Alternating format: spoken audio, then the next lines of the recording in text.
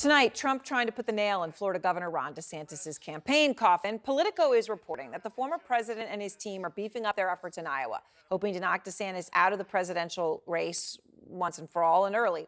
Trump announcing a series of events in Iowa starting Wednesday and then 3 more stops in the coming weeks. So he is going to be there a lot. It comes as he's been going after DeSantis over a 6-week abortion ban that the Florida governor has championed.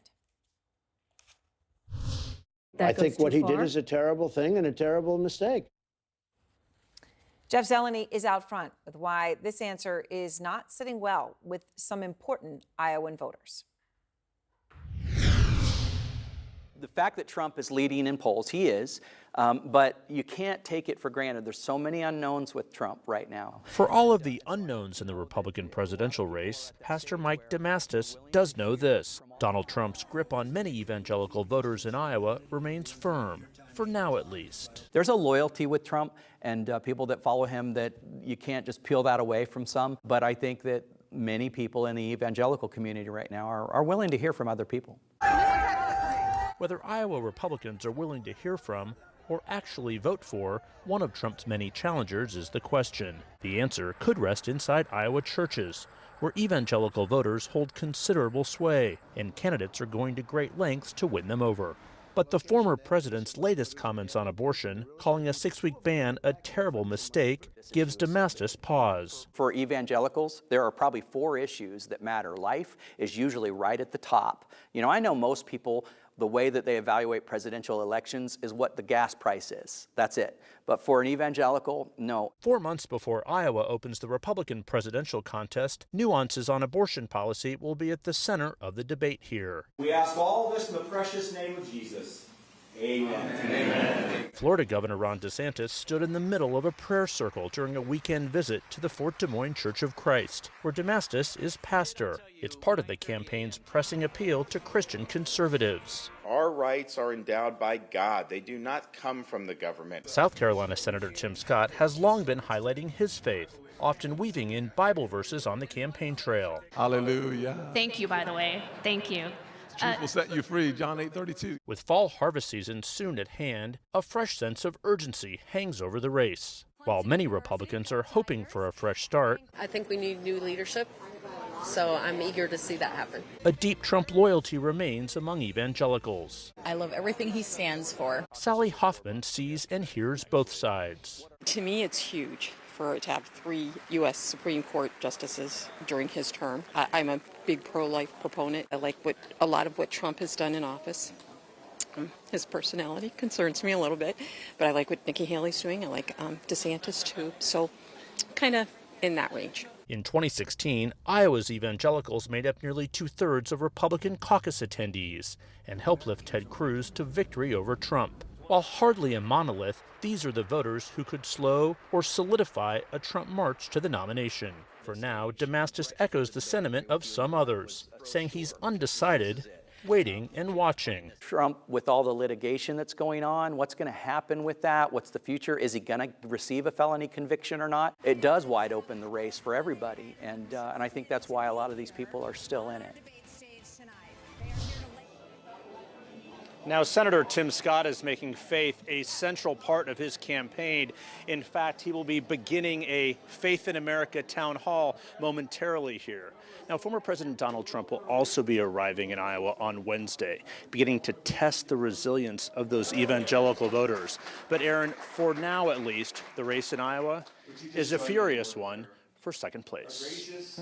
Aaron. All right, thank you very much, Jeff Zeleny. And now Republican Congressman Ken Buck of Colorado. He is a member of the House Freedom Caucus and just wrote a Washington Post op-ed titled, "My Fellow Republicans, One Disgraceful Impeachment Doesn't Deserve Another." A lot to ask you about, Congressman, but let me just start with this reporting we just heard from Jeff Zeleny and talking about evangelicals.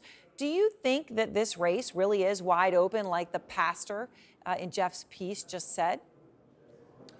I don't think that it's a foregone conclusion that Donald Trump is going to win this race. I think that Ron DeSantis needs to finish first or second and be the alternative to Donald Trump and see what happens down the road to see if the votes solidify in his favor. I also think that Nikki Haley is moving in the polls, and if she's in the top 3, I think that her chances are better down the road. I really think once you get rid of some of the candidates who aren't doing well after Iowa and New Hampshire, then you're going to start to see really how much of a lead Donald Trump has. All right, so you think it could continue past those two states, which I think is significant in and of itself. You know, Trump was asked yesterday on NBC about his conversations with Republicans about the Biden impeachment inquiry. And I just wanted to play a short part of that exchange for you. Here it is. Did you talk to your Republican allies on Capitol Hill and say you should support this? No, I don't have to talk. They're more proactive than I am. They think it's terrible. And then, you know, he went on to say that, you know, as they think it's terrible, they think I was treated very unfairly, right? He was saying that this was about, you know, him and what had happened to him. Do you think that's what this inquiry is all about? Is about payback for Trump? I think for some members it's about payback, or at least part of it is about payback. I also think that Hunter Biden's actions are very suspicious, and I think people are really wondering whether they tie to Vice President at the time, Vice President Biden. I think there's plenty of evidence that's there. There needs to be more, in my opinion, but I can see why some of my fellow members have decided that impeachment's appropriate at this point. But you're very clear that you at this point don't see that evidence, and you don't think that it would be appropriate at this time.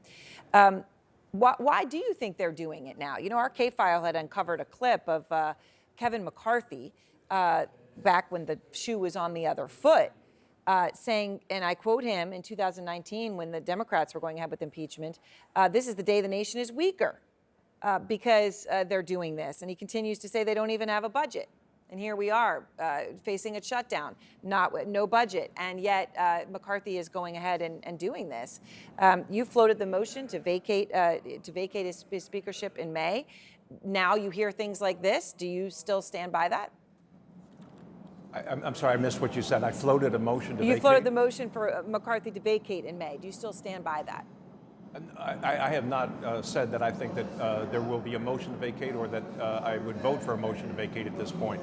I do think that Kevin McCarthy, the only way to get rid of the issue that he's facing, trying to make sure the government doesn't shut down, is to have Democrat votes. And if he gets Democrat votes, that's going to really start the whole motion to vacate process. So let me ask you something about where you stand on the spending bill. There is a short-term spending bill on the table that McCarthy hopes to get buy-in. You know, you talk about Democrat votes. You're also buy-in from across your party. He can only afford to lose, in fact, 4 Republican votes. More than a dozen members of your party, though, have already publicly said that they are against the plan as it stands, right? And we're coming up quickly against this deadline to fund the government. Where do you stand on this right now? Are you in that 12 or 13, or do you support it? No, I am opposed to the spending bill, the continuing resolution as it exists right now. I think it in essence, cuts 0.03% of the federal budget, of the discretionary side of the federal budget. I am absolutely opposed to that. We need to get to pre-COVID numbers if we're going to right this ship. And those numbers are not large enough for my support. All right, so you're with that more than a dozen publicly, now you are publicly against. Are we looking at a shutdown then, Congressman? No, I hope we don't get to shut down. I hope we actually sit down and do what we need to do, and that is work on this and get to the numbers that we need to get to. I think a shutdown would be a bad thing, but I think we will ultimately resolve this before September 30th. All right, well, hopefully that will be the case, and I appreciate your time, Congressman. Thank you.